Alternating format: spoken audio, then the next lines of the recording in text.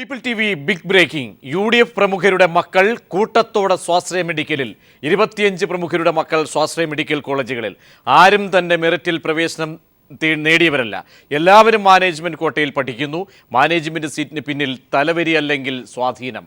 ചെന്നിത്തല, മുനീർ, അബ്ദുറബ്ബ് എന്നിവരുടെ മക്കൾ ഈ പട്ടികയിൽ. വിശദാംശങ്ങൾ KG ദിനകർ നൽകും. ദിനകർ, സ്വാശ്രയത്തിന് വേണ്ടി അലമുറയിടുന്നവർ സ്വാശ്രയത്തെ തഴുകുകയാണോ? വളരെ വ്യക്തമായ റിപ്പോർട്ടുകളാണോ പുറത്തേക്ക് വരുന്നത്? രേഖകൾ സഹിതം പ്രമുഖ നേതാക്കന്മാർ, സമരത്തിന് ചുക്കാൻ പിടിക്കുന്ന നേതാക്കളൊക്കെയും അവരുടെ മക്കളൊക്കെയും പഠിക്കുന്നത് ഇരട്ടത്താപ്പാണോ വ്യക്തമാകുന്നത്? വിശദാംശങ്ങൾ. പ്രജീഷ്, സ്വാശ്രയത്തിൽ UDF സമരം ശക്തമാക്കുമ്പോൾ മറുവശത്ത് UDFിലെ പ്രമുഖരുടെ മക്കൾ പഠിക്കുന്നത് സ്വാശ്രയ മെഡിക്കൽ കോളേജുകളിലാണ് എന്നുള്ള വസ്തുതയാണ് പുറത്തുവരുന്നത്. ഇതിനു മുൻപും പലപ്പോഴും ചർച്ചയായിട്ടുണ്ട് എങ്കിൽ കൂടിയും 25 പ്രമുഖ UDF മുൻ മന്ത്രിമാരുടെയും ഒപ്പം MLA-മാരുടെയും മക്കൾ ഇപ്പോഴും സ്വാശ്രയ മെഡിക്കൽ കോളേജുകളിൽ പഠിക്കുന്നു എന്നുള്ളതാണ് വസ്തുത.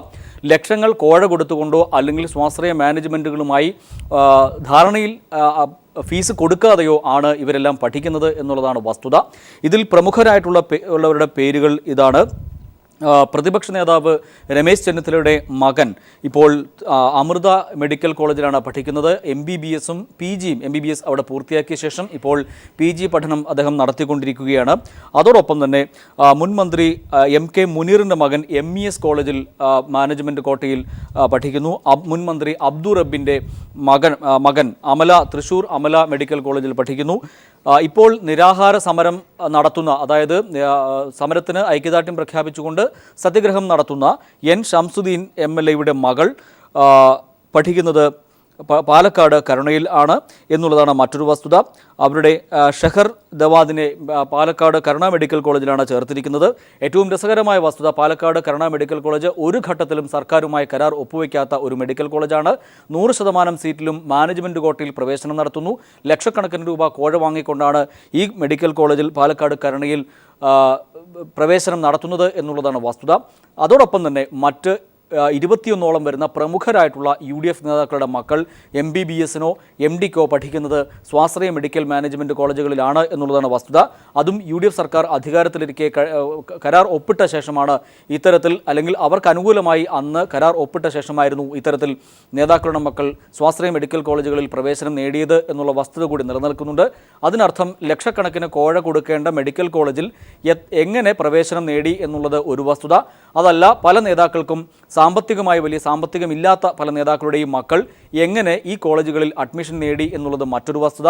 സ്വാഭാവികമായും ഒന്നുകിൽ ലക്ഷക്കണക്കിന് രൂപ കോഴ കൊടുത്തുകൊണ്ട്, അതല്ല എങ്കിൽ മാനേജ്മെൻറ്റിൻ്റെ സഹായത്തോടുകൂടി ഒരു ധാരണയുടെ അടിസ്ഥാനത്തിൽ മെഡിക്കൽ കോളേജിൽ MBBS-നും അതോടൊപ്പം തന്നെ MD-ക്കും പ്രവേശനം നേടി എന്ന് വരുമ്പോൾ അത് അഴിമതിയുടെ ഗണത്തിൽ നമുക്ക് കൂട്ടേണ്ടി വരും. ഇപ്പോൾ സ്വാശ്രയ മെഡിക്കൽ രംഗത്തെ ഫീസ് വർധനവുമായി ബന്ധപ്പെട്ടുകൊണ്ട് ഇവർ നടത്തുന്ന സമരം, അത് ധാർമ്മികതയാണ് ഇവിടെ ഉയരുന്ന ചോദ്യം. അവിടെയാണ് ദിനകർ പ്രശ്നം. ധാർമ്മിക പ്രശ്നമായി ഇത് മാറുന്നു. പകലിന്റെ വെളിച്ചത്തിൽ സ്വാശ്രയ കോളേജുകൾക്കെതിരെ സമരം നടത്തുകയും മറുവശത്ത് സ്വാശ്രയ കോളേജുകളെ തഴുകുകയും ചെയ്യുന്ന നഗ്നമായ ഇരട്ടത്താപ്പ്, അതാണോ വ്യക്തമാകുന്നത്? ഇവരുടെ മക്കളൊക്കെ ഏത് കോളേജുകളിലാണ് പ്രവേശനം നേടിയത്? ഏത് കോട്ടയിലാണ് പ്രവേശനം നേടിയിരിക്കുന്നത്? എത്ര പണം? ഇതിലേക്കൊക്കെ, ഇതിൻ്റെ ഉള്ളറയിലേക്ക് പോകുമ്പോൾ സത്യം കൂടുതൽ വെളിവാകേണ്ടതുണ്ട്. രേഖകളൊക്കെയും പറഞ്ഞു തരുന്ന യാഥാർത്ഥ്യങ്ങൾ. പ്രജീഷ്, തീർച്ചയായും ലക്ഷക്കണക്കിന് രൂപ കോഴ കൊടുത്തുകൊണ്ട് തന്നെയാണ് ഈ നേതാക്കളുടെ മക്കൾ പ്രവേശനം നേടിയിരിക്കുന്നത്. ഇക്കാര്യം നിയമസഭയിൽ തന്നെ ആരോഗ്യമന്ത്രി ചൂണ്ടിക്കാട്ടുകയും ചെയ്തു. മന്ത്രി വെല്ലുവിളിച്ചപ്പോൾ എങ്കിൽ പറയൂ എന്ന് ചില നേതാക്കൾ ആക്രോശിക്കുന്നുണ്ടായിരുന്നു. അതിന് കൃത്യമായി മന്ത്രി മറുപടിയും നൽകിയിട്ടുണ്ട്. സ്വാഭാവികമായും ഇത്തരത്തിൽ MES-ന്റെ ചെയർമാൻ ഫസൽ ഗഫൂർ ടെലിഫോൺ ലൈനിൽ ചേരുന്നുണ്ട്. ശ്രീ ഫസൽ ഗഫൂർ, നേരത്തെയും ഇത്തരം വാദഗതികളൊക്കെ ഉയർന്നു വന്നിട്ടുണ്ടെങ്കിലും ഇതിനിപ്പോൾ കാലിക പ്രാധാന്യം വരുന്നത് പുറത്തേക്ക് വരുന്ന റിപ്പോർട്ടുകൾക്ക്.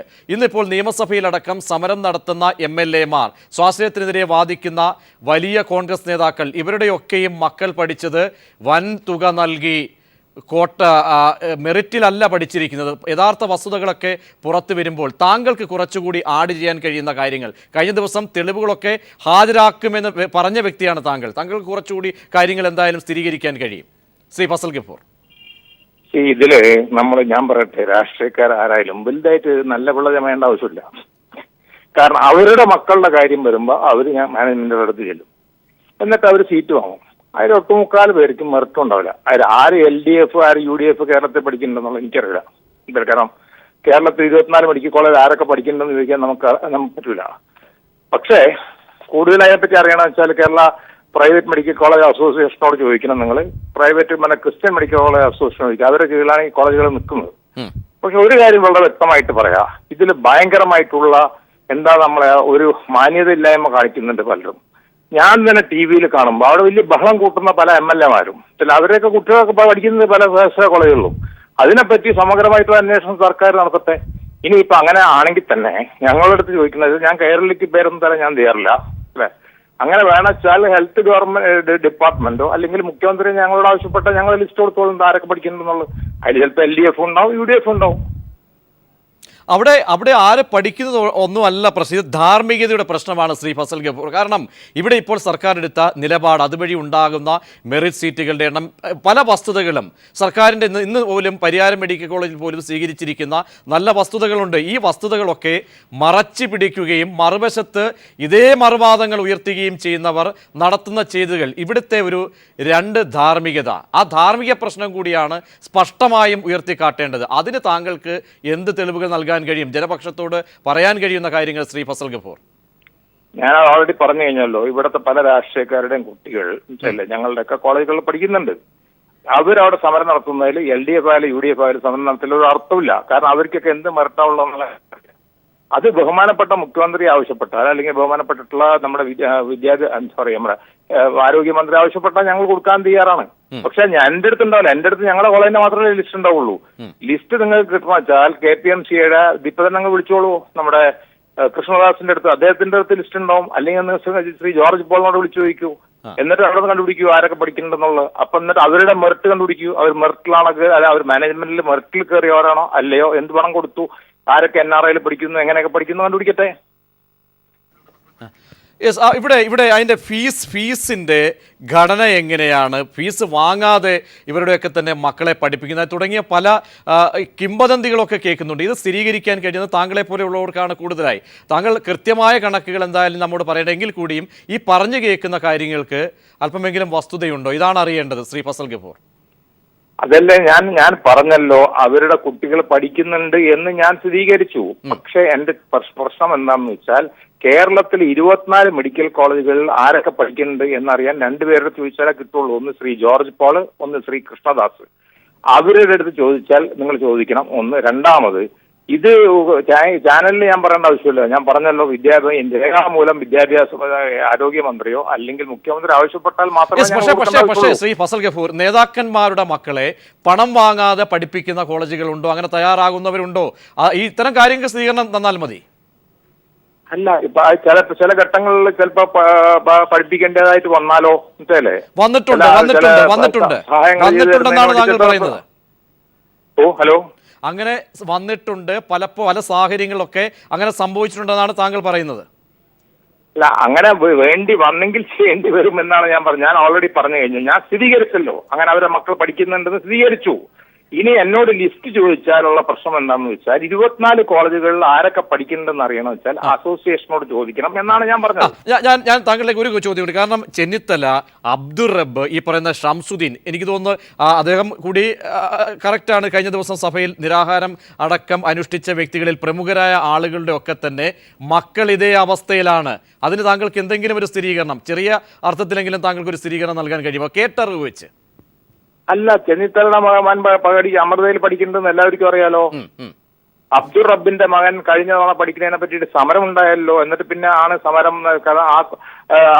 മറ്റേ പിന്നീട് വലിയ പ്രശ്നമായിരുന്നു. അബ്ദുൾ റബ്ബിന്റെ മകൻ പഠിച്ചതിനെ പറ്റി സമരമൊക്കെ ഉണ്ടായിരുന്നു അതിനെ പറ്റിയിട്ട്.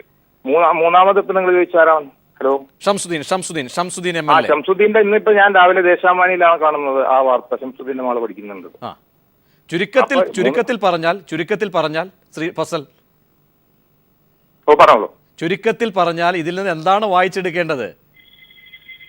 അല്ല, ഇതിൽ വായിക്കാൻ ഇത് എന്നോട് ഞാൻ പറയുന്നത് കൈരളി ചാനൽ സമഗ്രമായിട്ട് ഇതിനെ പറ്റിയിട്ട് ഒരു അന്വേഷണം നടത്തി റിപ്പോർട്ട് ചെയ്യട്ടെ, ഏതൊക്കെ കോളേജുകളിലാണ് പഠിക്കുന്നതെന്നുള്ളത്. മനസ്സിലായി? ഇതിപ്പോ ആർക്കും ഒളിപ്പിച്ചു വെക്കാവുന്ന ഒരു കാര്യമല്ല. ഒരു കോളേജിൽ പോയി ചോദിച്ചാൽ മതി ഏത് MLA യുടെ മകൾ പഠിക്കുന്നത്, ഏത് മന്ത്രിയുടെ മകൾ പഠിക്കുന്നുണ്ട്. ബലദേശത്തിന്റെ ആയാലും വലതുദേശത്തിന്റെ ആയാലും പുറത്തു വരുമല്ലോ.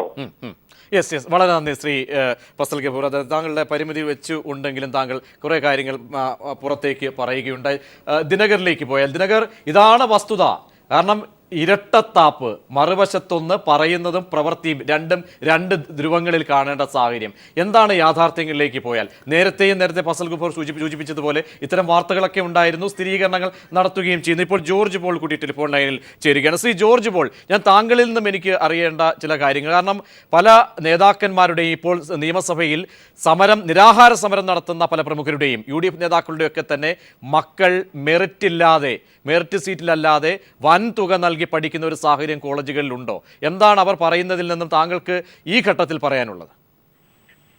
ഞങ്ങളെ സംബന്ധിച്ചിടത്തോളം ഞങ്ങൾ 4 ക്രിസ്ത്യൻ മാനേജ്മെന്റ് റെപ്രസെന്റ് ചെയ്യുന്ന ഗ്രൂപ്പാണ്. അവിടെ ഇങ്ങനെ മെറിറ്റിലല്ലാതെ ഒരു വിദ്യാർത്ഥിക്കും അഡ്മിഷൻ കിട്ടാൻ ഒരു സാധ്യതയും ഇല്ല. എന്റെ മകനാണെന്ന് തന്നെ വെച്ചോളൂ, മെറിറ്റ് ഉണ്ടെങ്കിലേ അവിടെ അഡ്മിഷൻ കിട്ടുള്ളൂ. അതാണ് ഞങ്ങളുടെ സിസ്റ്റം.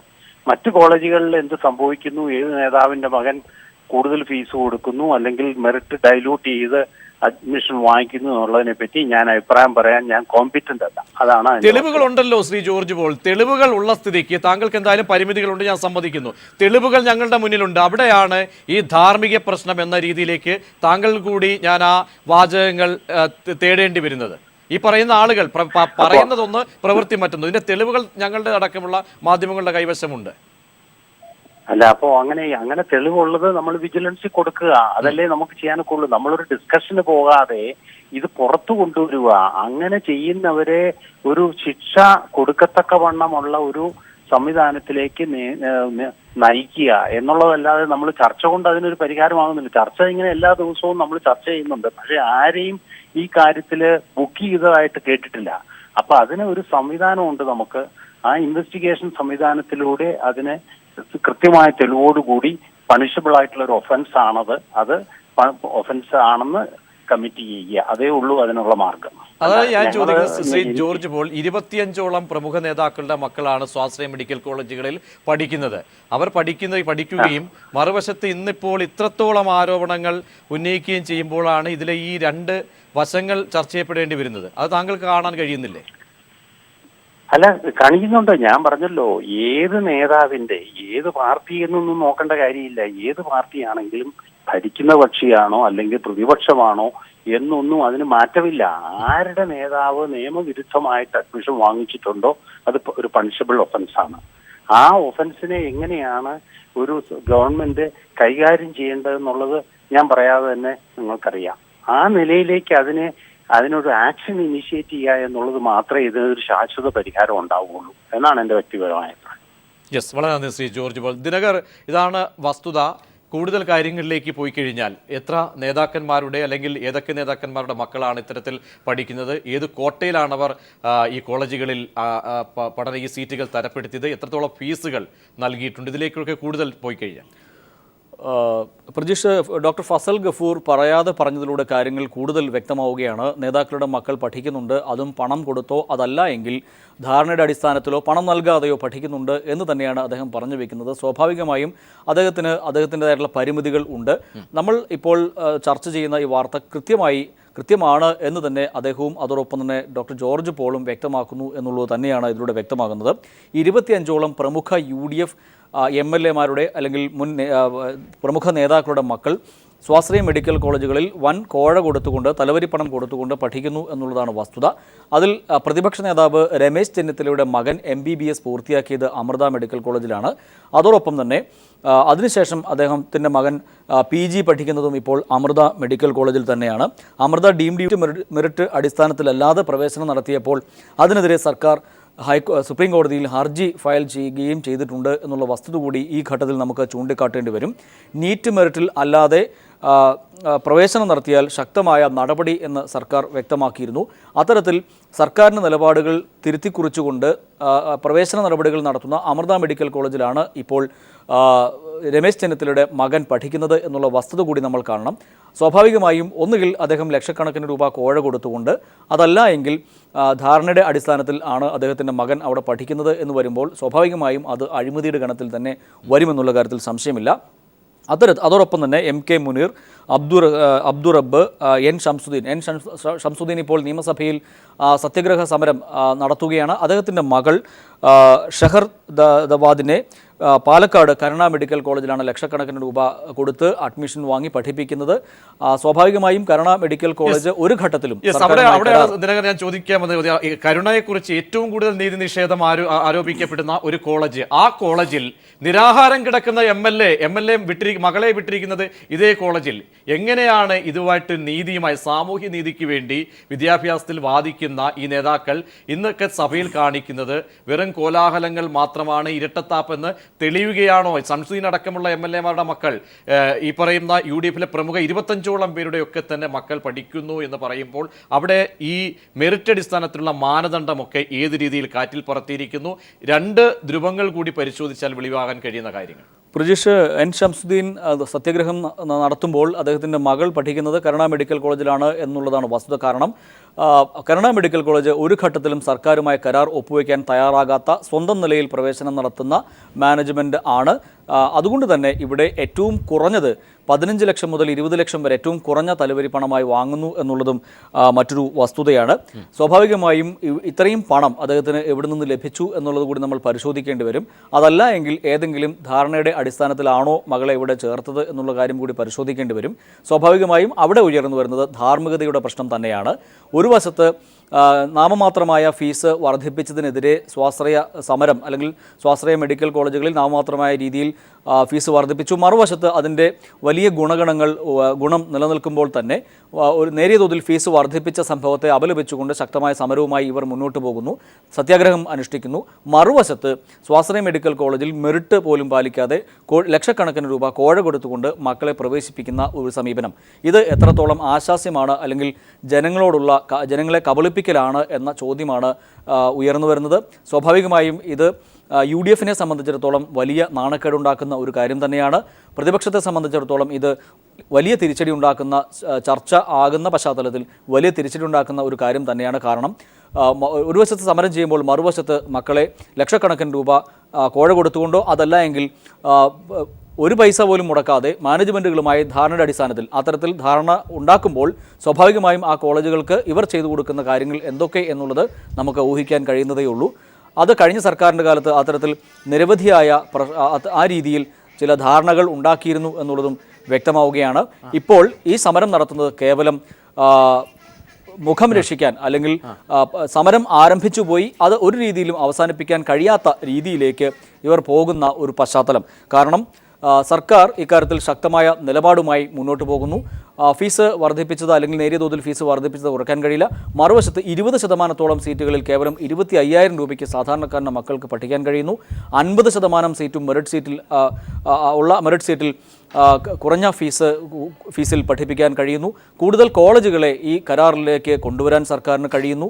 കഴിഞ്ഞ തവണ 10 കോളേജുകൾ ആയിരുന്നത് ഇത്തവണ 20 കോളേജുകളെ കരാറിൽ ഏർപ്പെടുവിക്കാൻ സർക്കാരിന് കഴിഞ്ഞു എന്നുള്ളതും, കൂടുതൽ സീറ്റുകളിൽ മെറിറ്റ് സീറ്റിൽ, അതായത് കൂടുതൽ സീറ്റുകളിൽ കുറഞ്ഞ ഫീസിൽ വിദ്യാർത്ഥികൾക്ക് പഠിക്കാനുള്ള അവസരം സർക്കാർ സൃഷ്ടിച്ചു എന്നുള്ള ഒരു പശ്ചാത്തലവും നിലനിൽക്കുന്നു. ഇതൊക്കെ ആകുമ്പോൾ ആണ് തലവരിപ്പണം എന്നൊന്ന് ഇല്ലാതാക്കാനുള്ള ശക്തമായ നടപടിയുമായി സർക്കാർ മുന്നോട്ട് പോകുന്നത്. അതും അത്തരത്തിൽ തലവരിപ്പണം വാങ്ങുകയാണ് എങ്കിൽ അത് വിജിലൻസ് സംവിധാനമുണ്ട്, ആ സംവിധാനത്തെ കൊണ്ട് അന്വേഷിപ്പിച്ച് ശക്തമായ നടപടി എന്ന നിലയിലേക്ക് സർക്കാർ നീങ്ങിയിരിക്കുന്നു. വിജിലൻസിന് ശക്തനായ ഒരു തലവൻ ഉണ്ടായിരിക്കുന്നു, ശക്തമായ ഇടപെടൽ നടന്നിരിക്കുന്നു. ഇതൊക്കെ കൊണ്ട് തന്നെയാണ് സർക്കാർ ശക്തമായ നടപടികളുമായി മുന്നോട്ട് നീങ്ങുന്ന ഈ പശ്ചാത്തലത്തിലാണ് സമരം കേവലം രാഷ്ട്രീയ പ്രേരിതമാണ് എന്ന് ഭരണപക്ഷം ഉന്നയിക്കുന്നത്. അത് ഒരുപക്ഷെ ഈ സമരം അവസാനിപ്പിക്കാൻ കഴിയാത്ത, അല്ലെങ്കിൽ ഏത് രീതിയിൽ അവസാനിപ്പിക്കണമെന്ന് അറിയാതെ കുഴങ്ങുന്ന ഒരവസ്ഥയിലേക്ക് അക്ഷരാർത്ഥത്തിൽ ദിനകർ UDF വെട്ടിലേക്ക് പോകുന്നു. കാരണം കൂടുതൽ തെളിവുകളാണ് പുറത്തേക്ക് വരുന്നത്, കൂടുതൽ യാഥാർത്ഥ്യങ്ങൾ വരുന്നു. ഇവിടെ മുൻമന്ത്രി ആര്യാടൻ മുഹമ്മദിന്റെ പേരക്കുട്ടികൾ പെരിന്തൽമണ്ണ MES-ൽ സണ്ണി ജോസഫ്, പ്രമുഖ കോൺഗ്രസ് നേതാവ്, MLA, അദ്ദേഹത്തിന്റെ മകൾ പഠിക്കുന്നത്, മകൾ കൂടി പരിയാരത്ത് പഠിക്കുന്നു. ഇങ്ങനെ ഓരോ വ്യക്തികളും, പ്രമുഖ വ്യക്തികൾ, മുൻ മന്ത്രിമാർ, ഇവരുടെയൊക്കെ തന്നെ ആശ്രിതരും അല്ലെങ്കിൽ മക്കളൊക്കെ അവരുടെ ബന്ധുക്കളടക്കം പഠിക്കുന്നത് ഈ ഒരു സംവിധാനത്തിൽ, ആ സ്വാശ്രയ മെഡിക്കൽ കോളേജിൽ. അതുകൊണ്ട് തന്നെ ഈ മറുവശത്ത് സർക്കാരിൻ്റെ ഇടപെടലിലൂടെ ഉണ്ടാകുന്ന മെറിറ്റിൽ ഉണ്ടാകുന്ന സീറ്റുകളുടെ എണ്ണം, അല്ലാതെ നീതി നിഷേധവുമായി ബന്ധപ്പെട്ട് ഏറ്റവും ഒടുവിലടക്കം തലവരിപ്പണവുമായി ബന്ധപ്പെട്ട് ഇന്ന് സർക്കാർ സ്വീകരിച്ചിരിക്കുന്ന ഒരു ഉറപ്പ്, വിജിലൻസ് അന്വേഷണം, ഇത്തരം നടപടികളിലൊക്കെ പോകുമ്പോഴും നിലപാടുകൾ എടുക്കാൻ കഴിയാതെ അല്ലെങ്കിൽ എടുത്ത നിലപാടുകളിലെ ആശയക്കുഴപ്പം ഓർത്ത് UDF ശരിക്കും വെട്ടിലേക്ക് പോകുന്ന ഒരു സ്ഥിതിയാണോ ഉള്ളത്? തീർച്ചയായും പ്രജീഷ്, അതുതന്നെയാണ് ഇവിടെ സംഭവിച്ചിരിക്കുന്നത്. കാരണം സമരത്തിലേക്ക് എടുത്തു ചാടി, എന്നാൽ തങ്ങളുടെ സമരം എങ്ങും കൊണ്ടുചെന്നെത്തിക്കാൻ കഴിയാത്ത ഒരു സാഹചര്യം, അതേസമയം തങ്ങൾക്ക് പറഞ്ഞു നിൽക്കാൻ കഴിയാത്ത അവസ്ഥയിലേക്ക് കാര്യങ്ങൾ നീങ്ങുകയും ചെയ്യുന്നു. മുതിർന്ന നേതാക്കളുടെ മക്കളും പേരക്കുട്ടികളും ഉൾപ്പെടെ സ്വാശ്രയ മെഡിക്കൽ കോളേജുകളിൽ ലക്ഷക്കണക്കിന് രൂപ കോഴ നൽകി പ്രവേശനം നേടി. അതല്ല എങ്കിൽ ധാരണയുടെ അടിസ്ഥാനത്തിൽ പ്രവേശനം നേടിയിരിക്കുന്നു, പഠിച്ചുകൊണ്ടിരിക്കുന്നു. ഇത് ഒരു വശത്ത് നിൽക്കുമ്പോൾ, മറുവശത്താണ് ഇത്തരത്തിൽ കേവലം ഒരു സമരത്തിന് വേണ്ടി മാത്രം, അല്ലെങ്കിൽ പ്രതിപക്ഷത്തിൻ്റെ രാഷ്ട്രീയ നേട്ടത്തിന് വേണ്ടി ഇത്തരത്തിൽ ഒരു സമരം നടത്തുന്നത് എന്ന് ചൂണ്ടിക്കാണിക്കപ്പെടുന്നത്.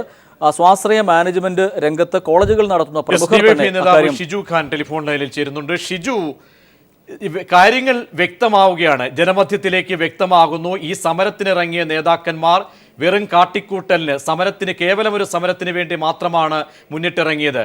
അവർ സ്വാശ്രയത്തിന് വേണ്ടി സമരം നടത്തുകയും മറുവശത്ത് സ്വാശ്രയത്തെ തഴുകി സ്വന്തം മക്കളെയും ആശ്രിതരെയും വലിയ തുകയ്ക്ക് ഈ സ്വാശ്രയ കോളേജിലേക്ക് വിടുന്നു. അവരുടെ ലിസ്റ്റുകളടക്കം, ചെന്നിത്തലയുടെ മകൻ ആര്യാടൻ മുഹമ്മദ് മുൻ മന്ത്രി, നിരാഹാരം കിടക്കുന്ന ഷംസുദ്ദീൻ തുടങ്ങിയവരുടെ മക്കളുടെ സ്ഥിതികളാണ് വെളിവാകുന്നത്. എങ്ങനെ കാണുന്നു അവരുടെ സമരത്തെയും ഈ ഇരട്ടത്താപ്പിനെ? വ്യക്തിയുടെ അല്ലെങ്കിൽ മകൾ എവിടെ പഠിക്കണം എന്നുള്ളത് ആ വ്യക്തിയുടെയും അതുപോലെ തന്നെ പഠിക്കുന്ന ആളുടെയും ഒക്കെ അവകാശത്തിന്റെ പരിധിയിൽ വരുന്ന കാര്യമാണ്. പക്ഷേ ഇവിടെ ഒരു ധാർമ്മിക പ്രശ്നം ഉയർന്നു വരുന്നത്, വിദ്യാഭ്യാസ രംഗത്ത് മാനേജ്മെന്റുകളെ കടിഞ്ഞാണിട്ട്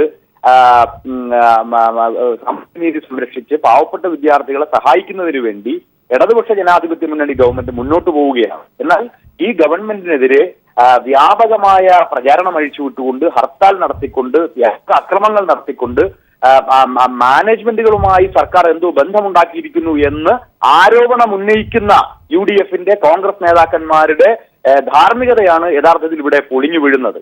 മെറിറ്റിന്റെ അടിസ്ഥാനത്തിലല്ല, സാമൂഹ്യനീതിയുടെ അടിസ്ഥാനത്തിലല്ല, മാനേജ്മെന്റ് സീറ്റുകളിൽ തങ്ങളുടെ മക്കളെ സ്വാധീനമുറപ്പിച്ച് അത്തരം മാനേജ്മെന്റുകളുമായി മുൻപുണ്ടാക്കിയ ബന്ധത്തിന്റെ ഭാഗമായിട്ടാണ് അവിടെ മക്കൾ പഠിക്കുന്നതെങ്കിൽ അത് വളരെ ഗൗരവമുള്ള ഒരു പ്രശ്നമായി നമുക്ക് കാണേണ്ടി വരും.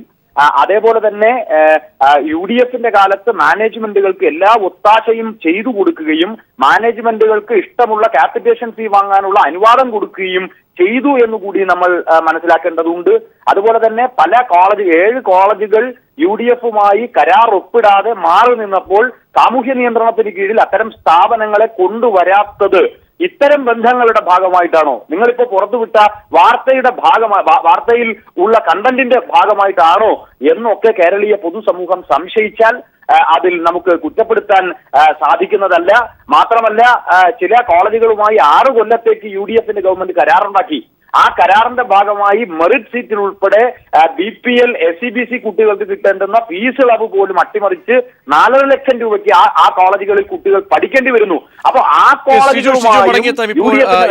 കോൺഗ്രസ് നേതാവ് ഡീൻ കുര്യാക്കോസ് കൂടി ചേരുന്നു. ശ്രീ ഡീൻ കുര്യാക്കോസ്, ഇവിടെയാണ് ഇരട്ട പ്രശ്നം, ധാർമ്മികയുടെ പ്രശ്നം ഉയരുന്നത്. മക്കൾക്ക്, നേതാക്കന്മാർക്ക് മക്കളെ എവിടെയും പഠിപ്പിക്കാം, പക്ഷേ ഇവിടെ വിട്ടിരിക്കുന്നത്, ഷംസുദ്ദീൻ പോലും കരുണയിലാണ് മകളെ വിട്ടിരിക്കുന്നത്. ഇതൊക്കെയാണ് ഒരു ഇരട്ട നീതി പ്രശ്നമായി, ധാർമ്മിക പ്രശ്നമായി ഉയരുന്നത്.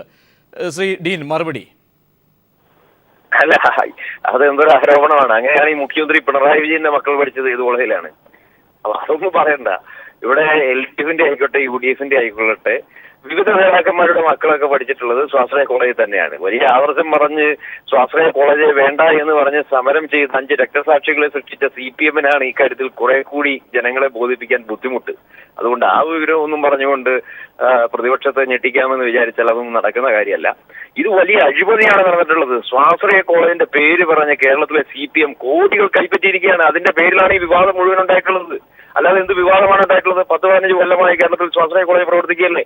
പുതുതായി ഇത്രയും ഇപ്പൊ കേരളത്തിന്റെ ചരിത്രത്തിൽ സ്വാശ്രയ വിഷയവുമായി ബന്ധപ്പെട്ട് ഏറ്റവും വലിയ സമരത്തിന് ഇപ്പോൾ നേതൃത്വം കൊടുത്തുകൊണ്ടിരിക്കുകയാണ്.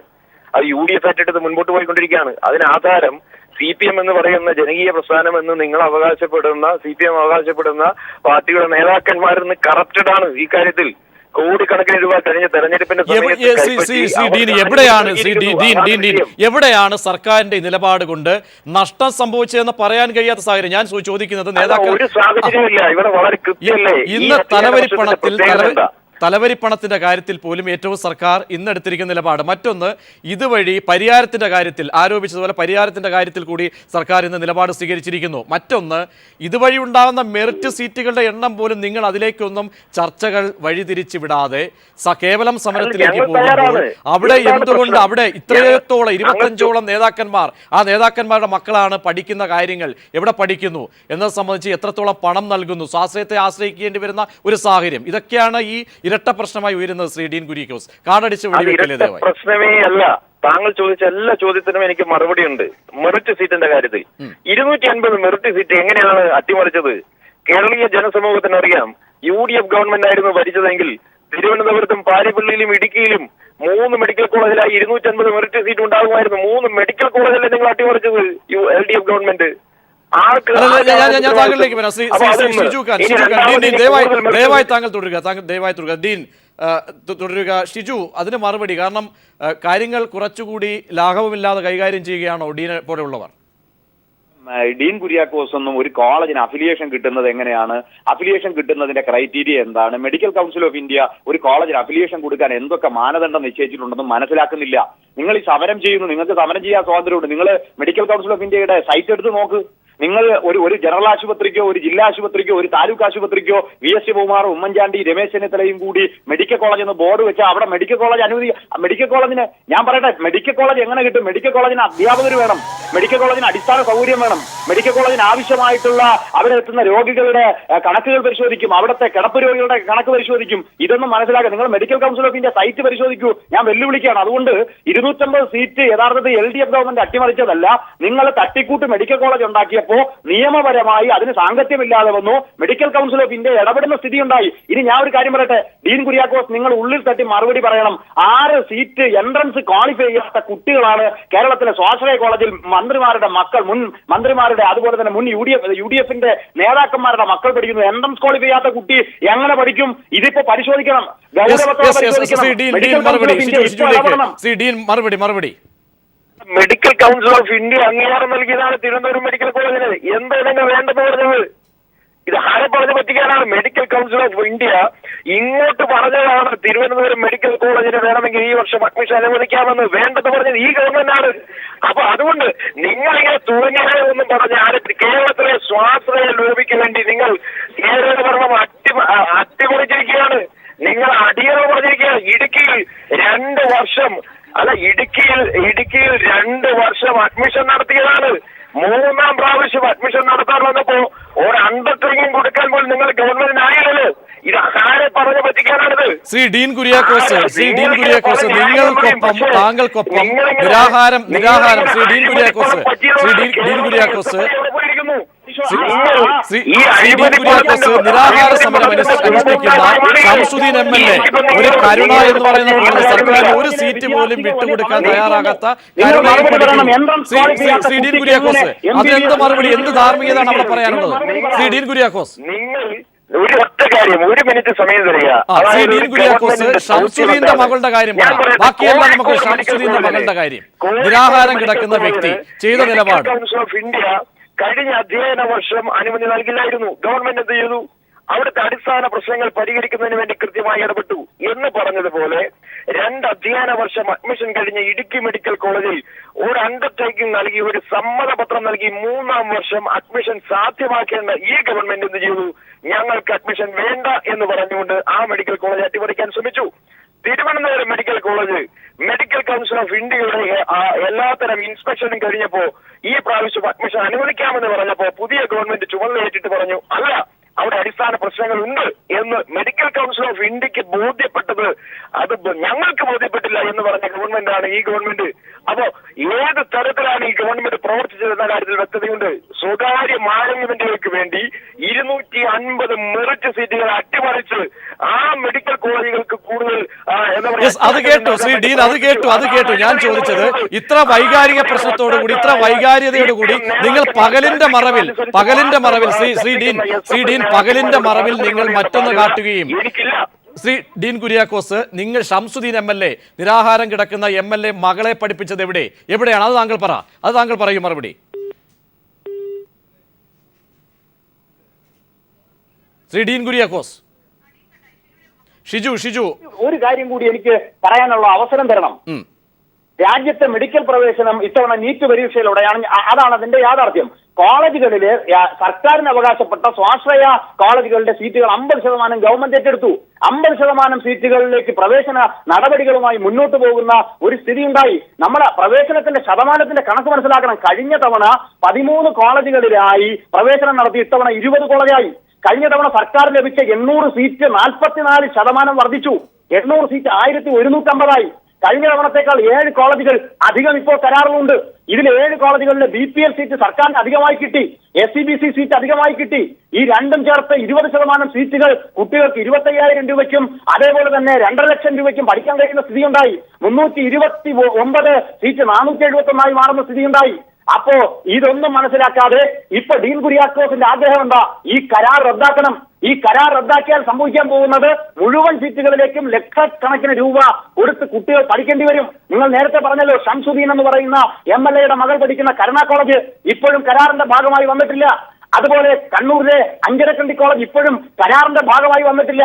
അവർ കോടതിയെ സമീപിച്ചപ്പോ കോടതി കൊടുത്തത് 7.5 ലക്ഷം രൂപ മുതൽ 10 ലക്ഷം രൂപ വരെ ഫീസ് അനുവദിച്ചു. അപ്പോൾ എല്ലാ കോളേജുകളിലേക്കും ഈ ഫീസ് അനുവദിപ്പിക്കുക, 10 ലക്ഷവും 20 ലക്ഷവും ഫീസ് അനുവദിപ്പിക്കുക. ഇതാണോ ഡീൻ കുര്യാക്കോസ് നിങ്ങൾ ഉദ്ദേശിക്കുന്നത്?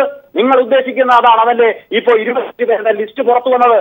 ആരുടെ മക്കൾക്കും എവിടെയും പഠിക്കാനുള്ള അവകാശമുണ്ട്. ആ അവകാശത്തിലൊന്നും ഞാൻ കടന്നു കയറുന്നില്ല. പക്ഷേ UDF ആരോപണം ഉന്നയിക്കുമ്പോൾ അവർ നെഞ്ചിൽ കൈവച്ച് പറയണം, മാനേജ്മെന്റുകളുമായി കഴിഞ്ഞ കാലത്ത് UDF ഒരു ബന്ധമുണ്ടാക്കിയില്ല, അവിഹിതമായ ബന്ധമുണ്ടാക്കിയില്ല എന്ന് നെഞ്ചിൽ കൈവച്ച് പറയാൻ സാധിക്കുമോ? അങ്ങനെ പറഞ്ഞാൽ കേരളീയ സമൂഹം അത് വിശ്വസിക്കുമോ? അതിന്റെ തെളിവുകളല്ലേ പുറത്തു വന്നുകൊണ്ടിരിക്കുന്നത്.